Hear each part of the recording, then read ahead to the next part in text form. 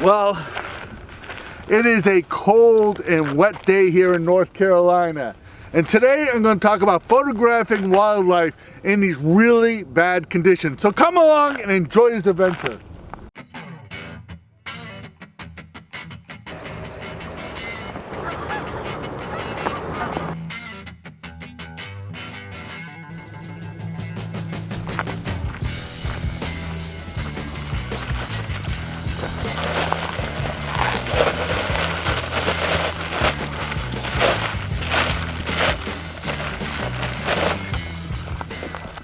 When thinking about photographing wildlife in these kind of conditions, there are a lot of negative reasons why you shouldn't come out. It's cold, it's wet, it's miserable. You're gonna have a lot of limitations to when you can photograph. If I saw a hawk flying across this field, I probably wouldn't be able to get a good photograph of it. But that doesn't mean that you should stay home. This is a great time to take great intimate photos of wildlife that you see. I have this picture here of a red-winged blackbird that I took on a day very similar to this. This bird was calling. I was probably 15 feet away from this bird. I actually photographed this bird from my car. And this photograph with the raindrops coming down is a very powerful image, and it can be an incredible image for anybody's portfolio. And I can't tell people enough, if you see weather like this, don't just roll over and go back to bed. Get in your car and go out and try and photograph some wildlife. When going out in conditions like this, there's a few things that you should really consider, and one is protecting your equipment. This rainfly device that I have here is really inexpensive. I'm not exactly sure how much I paid for them. I think I paid $10 or $15 and I got 2 of them. And as a matter of fact, I keep one in my car. I have one in my bag that I carry. I usually have 1 or 2 that's in either a camera bag or somewhere else.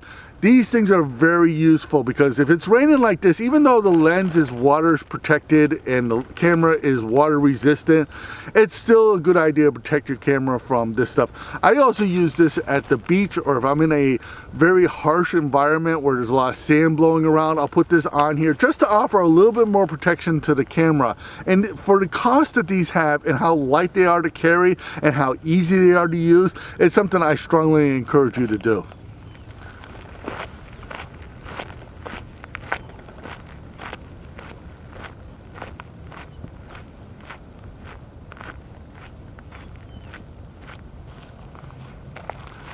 Well, you've decided to come out here and photograph some wildlife. You've made a really good decision. Now, you have some huge limitations. You're not going to be able to take pictures of flying birds or anything like that. But you have to have your camera set up for this condition. I shoot an aperture priority. I have my ISO set to 10,000. Now, that's really higher than I usually shoot, but I need to shoot it to get the shutter speed I want.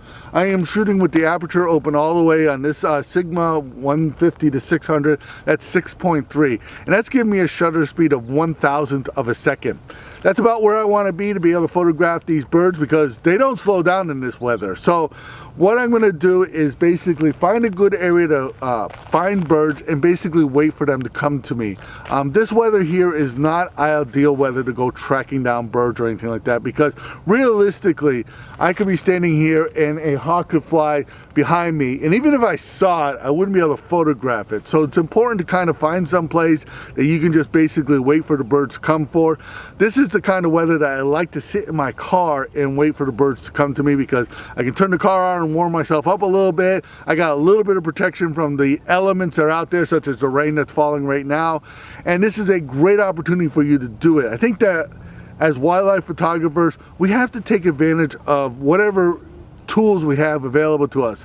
And it's something that if you're going to be out in weather like this, sometimes sitting in your car is your best option. Well, I am not one of those photographers that like to beat themselves up in the sense that, oh, I'm going to go out and photograph in these really harsh conditions to see that I can take really good images, because I really don't want to do that. But being out here today, I just had a mockingbird come by, a very common bird here in North Carolina. And it's a very grayish bird. It's got this sharp black eye. It is what I would consider a very alert bird, and it landed on a branch here and gave me an opportunity to take a photograph of it. And one of the drawbacks about photographing in this kind of environment is everything looks dull, everything looks washed out, everything looks very unfocused. And some of that stuff I'm going to have to fix in Lightroom. to give you an example of what the problems I had is I ended up having to crank my ISO up to 1600, and even when I did that, I mean not 1600, 16,000, even when I did that, I still got a shutter speed of 1/800th of a second. The other problem I have is this, like I said, the dullness of the image. So to fix a lot of this, I'm going to have to use noise remover in Lightroom. I'm going to have to do some sharpening in Lightroom to get the image the way I want it. It's not an image that you can just like hit auto on Lightroom and it's a really good image. This is going to be a little bit tougher image to do this. And I think in another episode, I'm going to show you how I did this. But if this image is any good, here it is.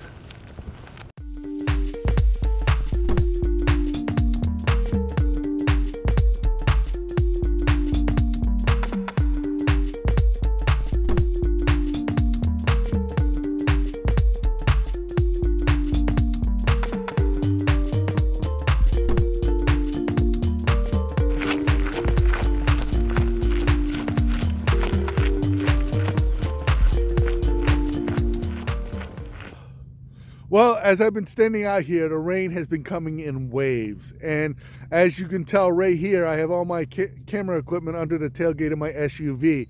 I'm going to end the video here. I wanted to be a little bit more educational about what you can do and how you can photograph wildlife in weather like this. It's important to A, try, and B, accept the fact that you will have limitations, or in my case, completely fail. But it's still good that you get out there, and even if you got 1 or 2 images, that's still important to do. I want to thank you for watching. If you got anything out of this video, please give it a thumbs up. Please subscribe to this channel because that really helps us in the YouTube world. Become a Patreon supporter. Your support allows us to keep doing this. My name is Leahy. I want to thank you for watching.